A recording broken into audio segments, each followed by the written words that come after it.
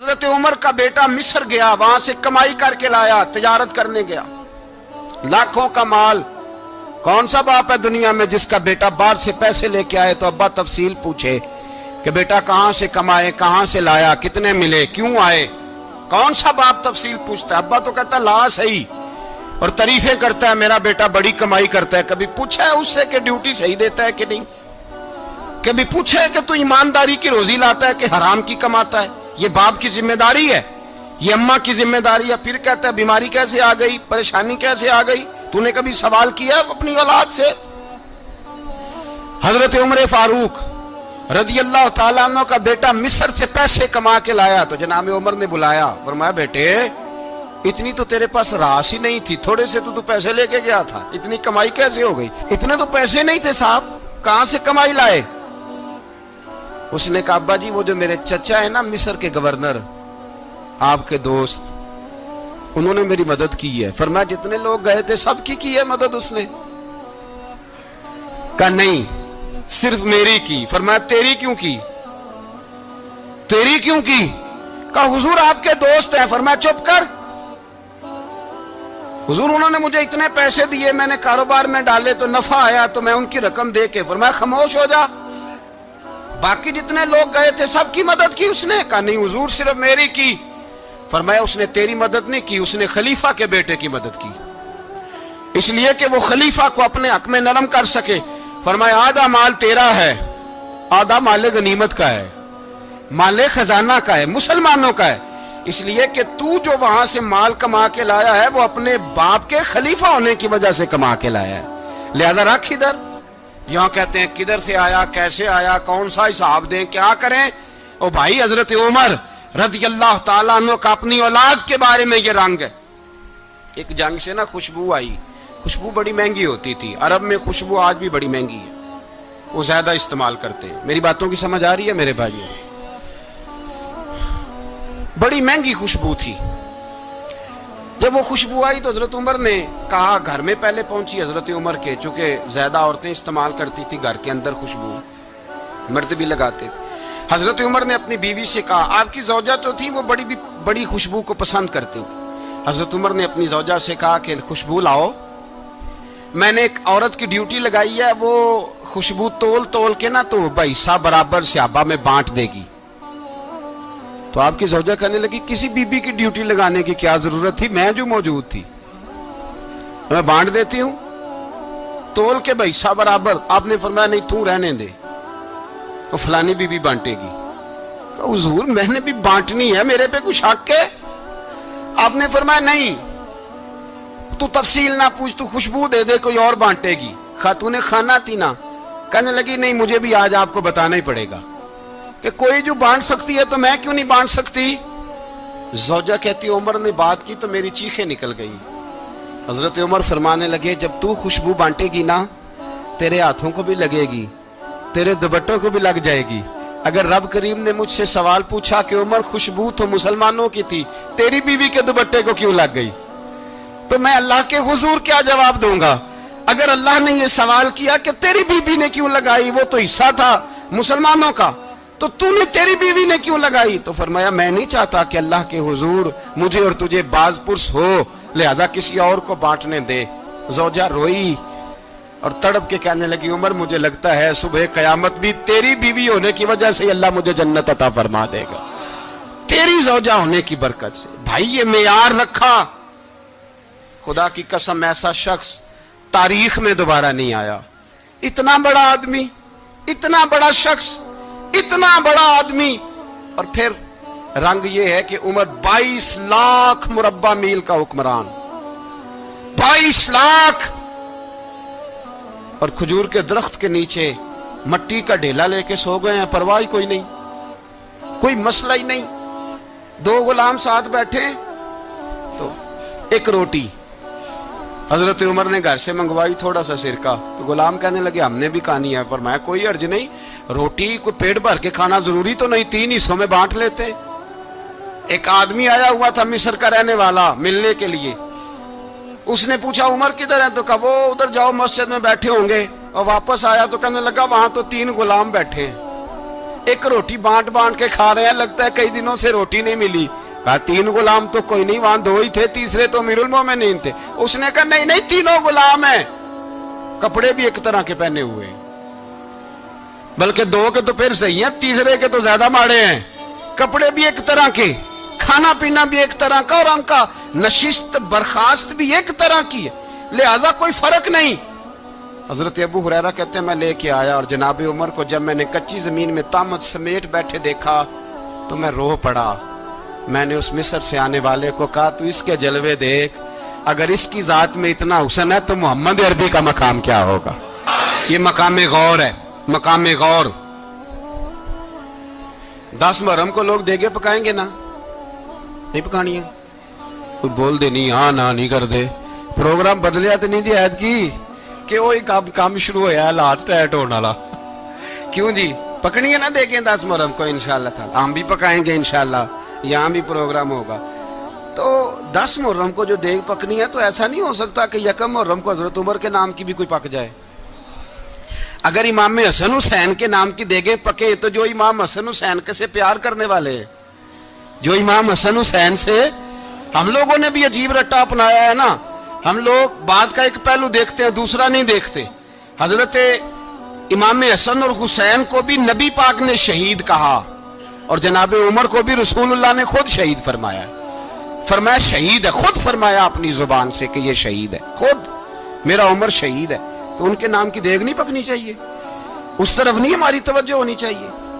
اور اہل بیت نبوی, یہ بات میں پہلے بھی کرتا ہوں, آج پھر کرنا ضروری سمجھتا ہوں. اہل بیت کا پیار, سن لو کان کھول کے, اہل بیت کا پیار اگر ہمیں کسی نے سکھایا ہے تو سیدنا عمر فاروق نے سکھایا ہے. اہل بیت نبوت کی محبت اگر کسی نے سکھائی ہے تو کس نے سکھائی ہے؟ بول کے بتائیے. حضرت عمر نے. اہل بیت کا پیار ہمیں حضرت عمر نے بول کر کے سکھایا ہے. بھائی یاد رکھیں, کسی کی طاقت نہیں تھی دم مارنے کی حضرت عمر کے سامنے, طاقت ہی نہیں تھی.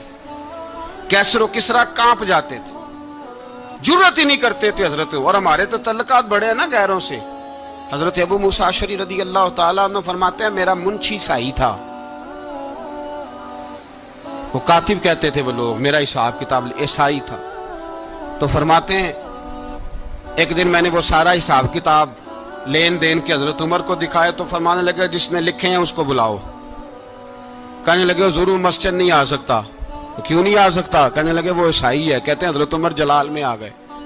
آپ فرمانے لگے جنہیں رب دور کرتا ہے تم کیوں قریب کرتے ہو؟ جنہیں اللہ دور کرتا ہے. فرمایا تم غیروں کو اگر عہدے دو گے تو اپنوں کا کیا بنے گا؟ اگر تم غیروں کو عہدے دو گے تو اپنوں کا. یہ سوچ ہے جو آج برما کے مسلمانوں کے لیے بھی ضروری ہے. کہا اگر تم غیروں کو عہدے دو گے تو اپنوں کا. ہم نے غیروں کو عہدے دیے تو دیکھا نا اپنے کس طرح کاٹے جا رہے ہیں. غیروں کو جو عہدے دے دیے, جرانے سارے غیروں سے. روز دعویٰ ہوتا ہے چین ہمارا سجن ہے, چین ہمارا دوست ہے. او بھائی دوست ہے تو اس سے کہو نا کہ برما تو تمہاری ایک چھوٹی سی ریاست ہے, چین کے بغیر تو وہ سانس بھی نہیں لے سکتا. اس کو کہو نا اس حکومت پہ دباؤ ڈالے. لیکن ہم لوگوں نے غیروں کو عہدے دیے تو اپنے پس گئے. حضرت عمر کہتے تھے ذمی کا ہم ادب کریں گے, ذمی کافر کا ہم, ایسا کافر جو مسلمان ریاست کو قبول کرے, بدامنی نہ پھیلائے. ایک آدمی کو آپ نے دیکھا آنکھوں سے نابینا ہے اور بھیک مانگ رہا ہے, تو حضرت عمر کو نظر آ گیا. فرمایا کون ہو؟ اس نے کہا میں یہودی ہوں. فرمایا بھیک کیوں مانگتے ہو؟ کہا جب تک تندرست تھا مسلمانوں کو جزیہ دیتا تھا, بوڑھا ہو گیا ہوں کیا کروں. حضرت عمر نے گھوڑے کی پشت پہ بٹھایا, کافر کو گھوڑے کی پشت پہ بٹھایا اور بٹھا کے مدینے لائے. حضرت علی شیر خدا وزیر خزانہ تھے. فرمایا علی اس کا وظیفہ جاری کرو. کہا یہ کون ہے؟ فرمایا یہ یہودی ہے لیکن یہ ہمیں جزیہ دیتا رہا, بوڑھا ہو گیا بیچارہ, بھیک مانگنے پہ مجبور ہے, ہماری حکومت کے اندر رہتا ہے, اس کا پورا وظیفہ جتنا خرچہ اتنا وظیفہ لگاؤ. حضرت علی کہتے ہیں میں وظیفہ لگا رہا تھا اور وہ میرے نبی کا کلمہ پڑھ رہا تھا, وہ رسول اللہ کا کلمہ پڑھ رہا تھا. یہ مزاج, یہ نہیں کہ کافر. حضرت عمر نے گورنروں کو خط لکھے تھے کہ زبردستی کسی کو مسلمان نہیں کرنا, جہاں ان کی عبادت گاہیں بنی ہو گرانی نہیں, کوئی مندر کوئی گرجا ضائع نہیں کرنا. اسلام سب کو جینے کا موقع دیتا ہے، پر بےایمانوں، ظالموں، بدذاتوں، تمہیں یہ کہتا ہے کہ ہم تمہیں جینے کا موقع دیتے، تم بھی مسلمانوں کو جینے کا موقع دو۔ یہ جہاں بستے ہیں، جہاں رہتے ہیں، انہیں وہاں جینے کا موقع دو، انہیں بھی اللہ اکبر کہنے کا موقع دو، انہیں بھی قرآن پڑھنے کا موقع دو، انہیں بھی رسول اللہ پر درود پڑھنے کا موقع دو۔ ہمارے ملک میں عیسائی اپنی مرضی سے کھلے عام تبلیغ کرتے ہیں، یہاں تو چینل چلائے ہیں عیسائیوں نے۔ کسی مذہبی جماعت نے کبھی جلوس نکالا ہے کہ عیسائیوں کا چینل بند کرو؟ بولے نکلا ہے کہ نہیں نکلا؟ کتنے ظلم کی بات ہے۔ ہم جب غیر کو اتنا تحفظ دیتے ہیں، اتنا تحفظ دیتے ہیں، ہم نے دیکھا ہے، مجھے بیسیوں لوگوں نے عید پہ ٹیلی فون کیے کہ عیسائیوں کو قربانی کا گوشت دے لیں، مجبور ہیں جی، دروازے پہ آ گئے ہیں، ہمارے کام کاج کرتے ہیں۔ بیسیوں لوگ، عام آدمی کے دل میں ان کا اتنا جذبہ ہے، وہ مسائل کا بیان کرنے ایک علیحدہ بات، لیکن ہمارے دل کافر کے حق میں بھی نرم ہو جاتے ہیں۔ تم کس قدر زیادہ بے ایمان ہو، اور کفر کس قدر زیادہ ذلیل ہو گیا ہے کہ مسلمان کے حق میں نرم ہوتا ہی نہیں۔ اور اس سے بڑے ذلیل وہ ہیں جو ان ذلیلوں کے سپورٹر ہیں، وہ کسی عرب ملک کے حکمران ہو یا کسی اور جگہ کے، وہ بڑے ذلیل ہیں جو ان ذلیلوں کے سپورٹر ہیں، جو برما کی بچیوں کے قتل پر اپنی حکومتیں چمکا رہے ہیں۔ انہیں شرم نہیں آتی، اس قدر مسلمان تڑپا ہے، لیکن ان بے غیرتوں کو ذرا ہوش نہیں آئی۔ اور یہ ان کے کماش، ان کے دلال جو ہر جگہ ان کی سپورٹ کر کے اپنی حکومتیں قائم کرتے ہیں، ان بے ایمانوں کو پتہ نہیں کہ کب ان پر اللہ کا عذاب اترے گا اور کس طرح ان کے پرخشے اڑیں گے۔ تمہیں اپنی ذلت اور رسوائی نظر نہیں آ رہی کہ زمین کس طرح تمہارے لیے تنگ ہو گئی ہے؟ اس سے زیادہ اور تمہاری رسوائی کیا ہوگی؟ ڈرو اللہ سے، اور یہ تو دنیا کا عذاب ہے۔ ان بطش ربک لشدید، میرا رب کہتا ہے قیامت تو قائم ہونے دے، اتنا سخت تیرے رب کی پکڑ ہے، اتنی کسی دوسرے کی ہو سکتی؟ یاد رکھیں اور تھوڑا احتیاط کریں ہم سب لوگ بھی، جو ہم لوگ آدھی زبان بول کے بھی ان کی سپورٹ کرتے۔ اب شرم آنی چاہیے ہمیں ان حکومتوں کی سپورٹ کرتے جو مسلمانوں کی لاشوں کے اوپر حکومتیں قائم کرتے ہیں، شرم آنی چاہیے۔ بہرحال بات دور نکل جائے گی اور میں اپنے مضمون پہ رہتا ہوں۔ اہل بیت کا پیار اگر سکھایا ہے تو جناب عمر نے سکھایا ہے رضی اللہ تعالی عنہ، امام حسن ملنے۔ آپ یقین کریں میں جب اس واقعہ کو پڑھتا ہوں تو میرا دل جھوم جاتا ہے۔ میں کہتا ہوں یار ڈاڈا ہونا اپنی جگہ پہ، عشق ہونا اپنی جگہ پہ، انسان کا باوقار ہونا اپنی جگہ، جہاں کھڑے ہونا تھا وہاں یہ کھڑے ہوتے تھے، اور جہاں جھکنا تھا وہاں یہ ان لوگوں میں اقبال نے کہا تھا تیری نگاہ ناز سے دونوں مراد پا گئے، عقل غیاب و جستجو، عشق حضور و اضطراب۔ جہاں اگر آیا ہے سامنے کیسر و کسرا تو عمر جیسا دلیر کوئی نہیں، اگر سامنے آیا ایران کا بادشاہ تو عمر جیسا تگڑا کوئی نہیں، اگر آیا ہے سامنے غسان کا بادشاہ تو عمر جیسا عادل کوئی نہیں، لیکن اگر علی کا بیٹا آیا ہے، اگر فاطمہ کے لال پارے آئے ہیں تو پھر فاروق اعظم سے جیسا محب کوئی نہیں، پھر ان سے جیسا پیار کرنے والا کوئی نہیں۔ اندر بیٹھے ہیں جناب عمر، اندر تنہائی میں کچھ وزیروں سے گفتگو ہو رہی ہے، میٹنگیں جاری ہیں۔ آپ کے بیٹے ملنے آئے جناب عبداللہ ابن عمر، ابا جی ملنا ہے، بات ٹھہرو بات کر رہا ہوں، کوئی نہ اندر آئے۔ صاحبزادہ باہر کھڑا ہے، تھوڑی دیر گزری تو امام حسن بھی آ گئے۔ کون آئے؟ آپ کو جو ملے گا امام صاحب کا نام لینے سے، وہ سردار ہیں جنتیوں۔ کون آئے؟ سارے بولیے امام حسن، تیری نسل پاک میں ہے بچہ بچہ نور کا، تو ہے نے نور تیرا سب گھرانہ۔ امام حسن آئے تو حضرت عبداللہ ابن عمر کو دروازے پہ کھڑے دیکھا، کہا امیر المومنین کہاں ہیں؟